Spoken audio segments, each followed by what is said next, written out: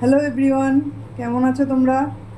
আজকে তোমাদের সঙ্গে একটা রেসিপি শেয়ার করছি, সেটা হলো ক্ষীরের মালপোয়া। তার জন্য যা যা লাগবে তোমরা দেখে নাও। এখানে লাগছে খোয়া। এবার আমি দেখাচ্ছি আর কি কী লাগছে।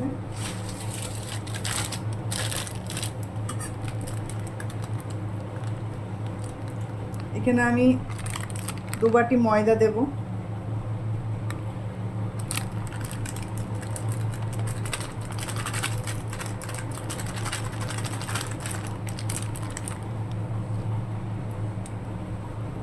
দু বাটি ময়দা দিলাম। এবার ওই বাটিতেই 1 বাটি সুজি দেব।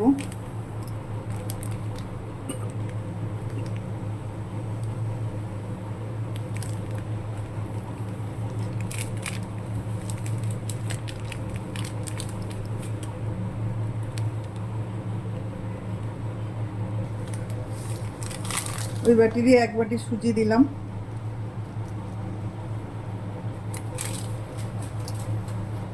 এবার খোয়াগুলো দিয়ে দেব এর মধ্যে।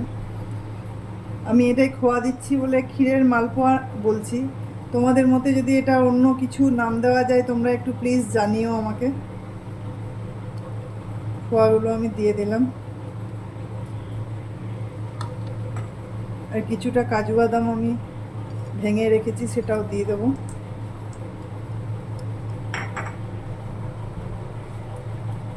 এটা এবার আমি দেব চিনি।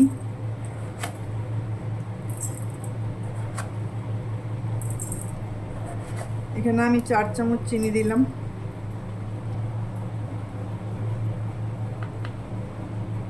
একটু সামান্য নুন দেব, 1 পিঞ্চের মতো নুন দেব। এবার একটু মৌরি এর মধ্যে আমি ড্রাই রোস্ট করে নেব। এটা কাঁচা দেওয়া যাবে না, হালকা ড্রাই রোস্ট করতে হবে, খুব বেশি দরকার নেই। এটা হয়ে গেছে। এবার এটা এর মধ্যে দিয়ে দেব। এবার দেব, এটা দুধটা আমি ফুটিয়ে রেখেছি, ফুটিয়ে ঠান্ডা করে রেখেছি। একদম হালকা গরম আছে, একদম পুরো ঠান্ডা নেই। এই ঈষদুষ্ণ গরম দুধই এর মধ্যে দিতে হবে।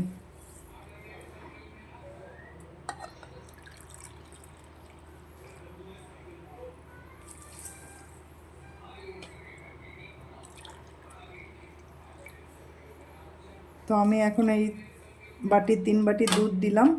এবার ব্যাটারটাকে খুব ভালো করে মিক্সড করতে হবে।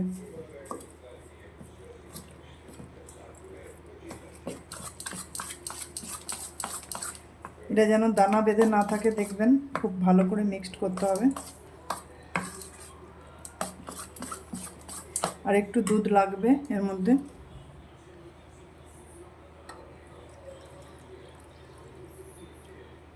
এটা খুব ঘনও হবে না, আবার একদম পাতলাও হবে না, আপনারা সেই মতো দেবেন।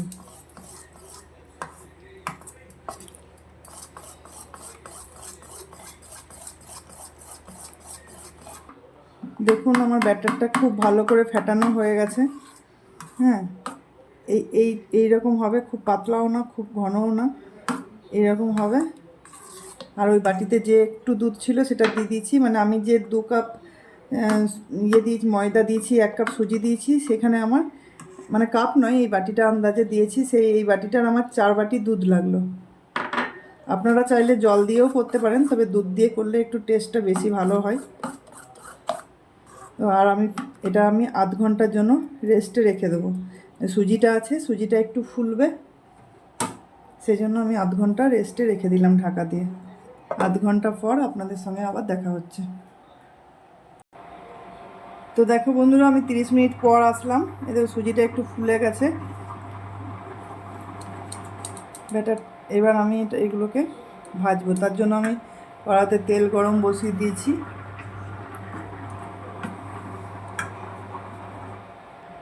এবার আমি একটা একটা করে ভেজে নেব।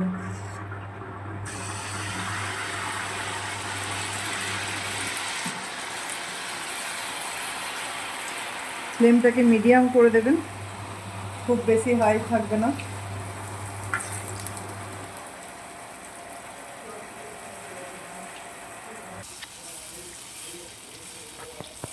আস্তে আস্তে ওপর দিয়ে তেলটা দিতে হবে যাতে ফুলতে পারে। এটা যখন ফুলে গেছে একটু উল্টে দিয়ে আমি আর একটা দিয়ে দেবো সাইড দিয়ে। একসঙ্গে সব দেবেন না, তাহলে একটার সঙ্গে আর একটা চিটিয়ে গেলে হবে না, পুড়ে যাবে, ফুলবেও না।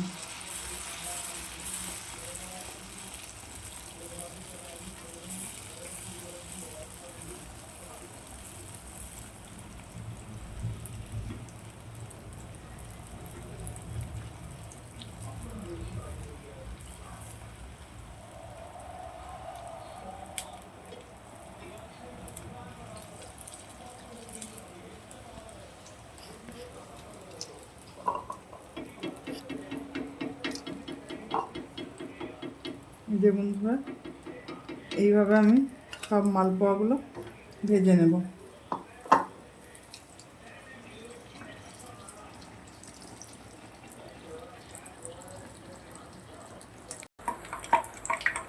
তো বন্ধুরা, আমার মালপোয়া বানানো শেষ। এটা আপনারা চিনির রস বানিয়ে তার মধ্যে দিতে পারেন। চিনির শিরায় দিয়ে দিলে এটা অন্যরকম টেস্ট হবে। আমি চিনির শিরায় দিই না, আমি এরকম শুকনোই খাই। তো আপনারা এরকমভাবেও খেতে পারেন, আবার চিনির শিরা বানিয়েও তার মধ্যে ডুবিয়ে খেতে পারেন। তো আপনাদের কেমন লাগলো রেসিপিটা জানাবেন, আর অবশ্যই জানাবেন এটা তো আমি ক্ষীরের মালপোয়া বলেছি। আপনাদের মাথায় যদি অন্য কোনো নাম আসে তাহলে আপনারা সেই নামটা আমাকে প্লিজ কমেন্ট করে জানাবেন। তাহলে আজকের মতন টাটা।